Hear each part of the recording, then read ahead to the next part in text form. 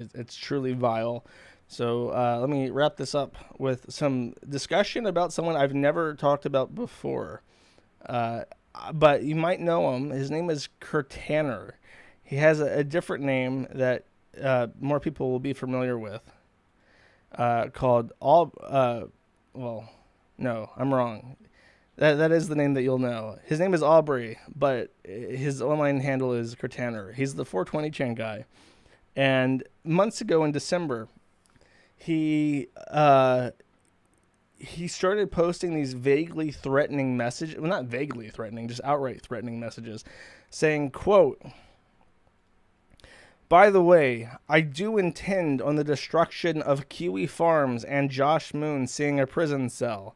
And that was like one of many messages he made, like on Twitter, saying that he would completely destroy the site, that we should expect him. And I took this seriously because I had heard of 420 Chan. I had heard of Kirtaner before. I knew people that know Kirtaner.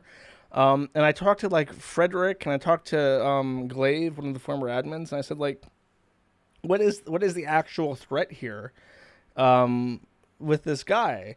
And I went through and reviewed all the security policies since the hack in 2019, and I tightened everything up, and I took it seriously because I didn't know who it was. And he even said like he was going to get Mother Jones to write some sort of massive hit piece on the forum and cause a political issue that would result in the government agencies taking the site down for whatever reason. And I got media inquiry at the same time, and I had seen these tweets, but I don't talk to the press. I'd seen the tweets, so I was kind of on edge for them to begin with. But then when they came in, they was like, "Hey, we want to do a positive story about the Kiwi Farms," and of course it was from like an anonymous Proton Mail account. So I just said, "Sorry, don't talk to the press, bye bye," and nothing ever came out. And Cortaner eventually got banned from Twitter some time ago because he was involved in a Parler related hack, and from what I understand, he was a part of that. And when he published the information on Twitter, they banned him because it's against Twitter policy to post information that was obtained from a hack. And I think that policy came out because of Hunter Biden. They would ban anyone talking about Hunter Biden's laptop leaks, so they applied that policy to the Parler leaks as well and banned him for it. Uh, Now, the Parler hack, from what I understand, is that he just scraped public information from like an API that Parler had, and then he composed it into like a fake hack leak, and people thought it was an actual hack, and they went with it. And he was directly involved with that.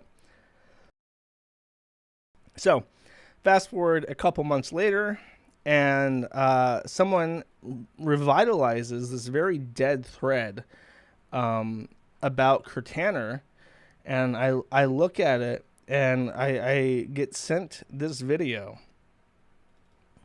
and we're just gonna sit through it. It's about 2 minutes long. It's an edit I put together and put out on Twitter already, but it's very interesting, I guess. I understand. Ah!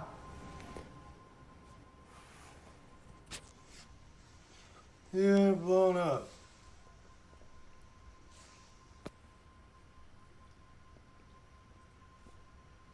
One fight is compared to the other. Hey.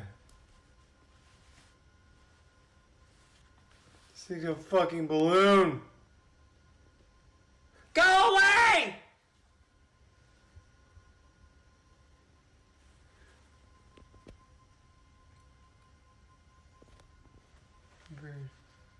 Yeah. Normal foot. Not a normal foot. Ah!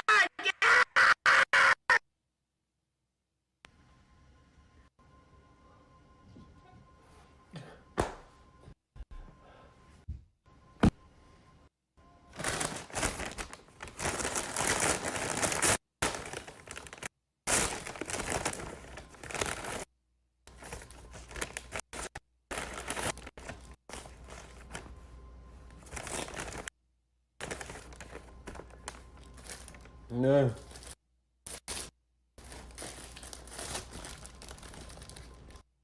Oh. Hmm.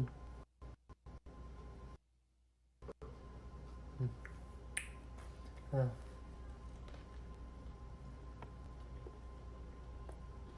Hmm. Ah!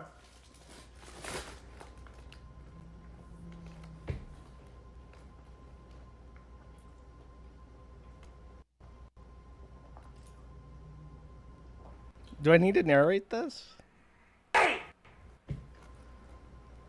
It's hard to narrate it because it's like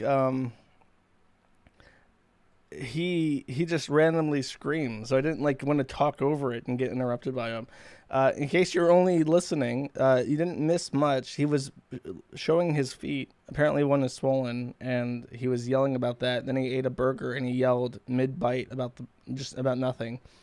There are video compilations of him in pain as he tries to like roll around and go to the bathroom. Someone put together like a 30-minute long supercut of that. In case you're interested. I don't mean to like gloat that he's in pain. I'm looking at this and I'm thinking like, okay, so this was the guy that I got a little bit worried about, and I don't know. He got into an ATV accident, so I think it's like he's one part brain damaged and one part like a opiate zombie. And he made some tweet after I made a tweet about this, and he said like, I heard Joshua Moon's mad at me. I'm like, no, I'm not mad.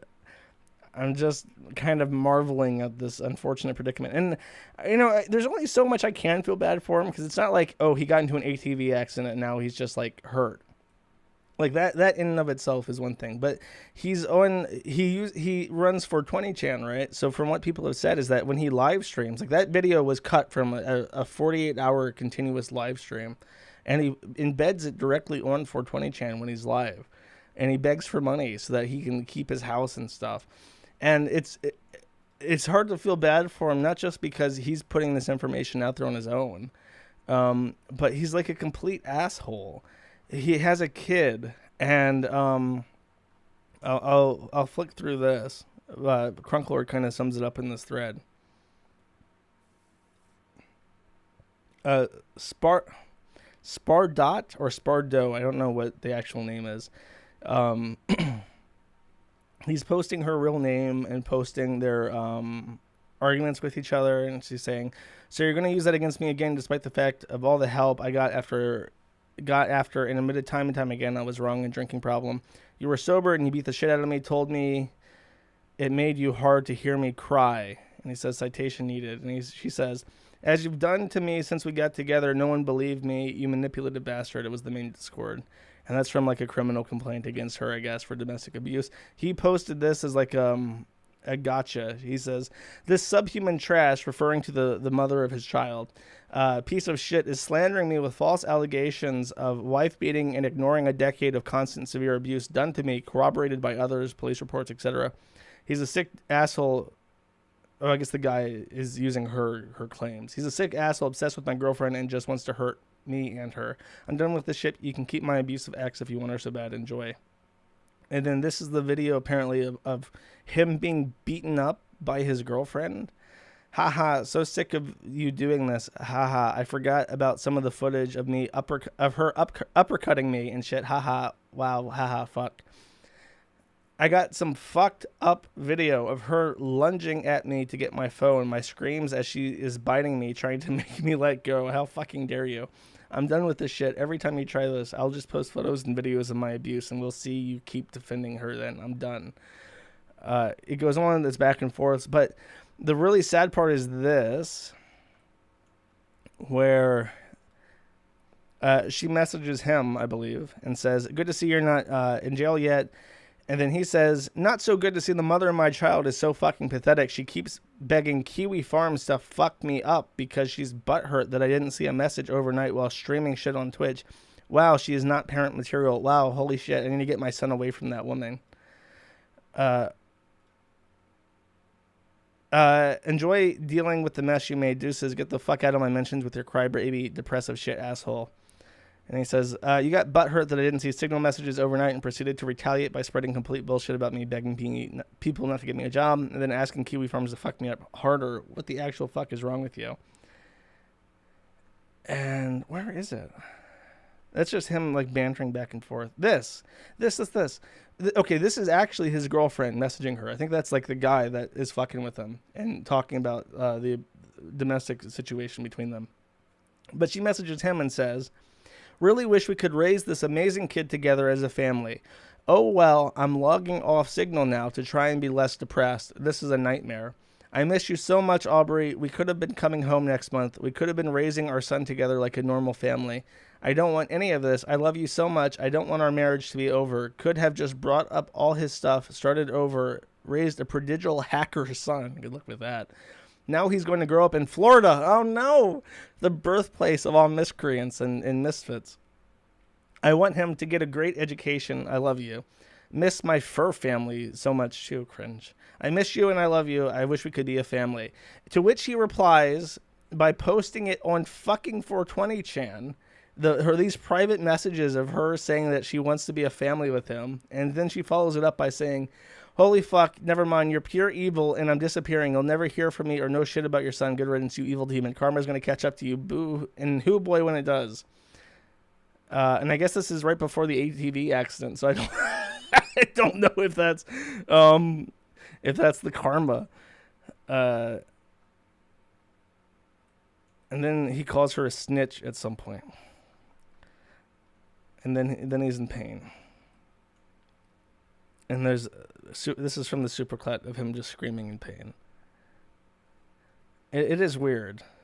And then there's this, I don't know. I don't want to call him like a pedophile or whatever, but there's rumors that in the early days of 420chan, this is from 2004, so a very long time ago, and based on the chat logs, the IRC chat logs of the 420chan chat room on IRC, there was a dedicated /pedo board on 420chan, which both, and by the way, the Sarah in this is Sarah Nyberg, who is the person who had posts about being a pedophile on like a Final Fantasy forum years ago. That name might be familiar. So Kirtaner is like big fans of several Gamergate trannies and Gamergate personalities, and Sarah Nicholas Nyberg, and there was apparently a pedophile board on 420chan, and those are the allegations that people are talking about with that, because these are for Something Awful bands where they explicitly mention that he's a pedophile.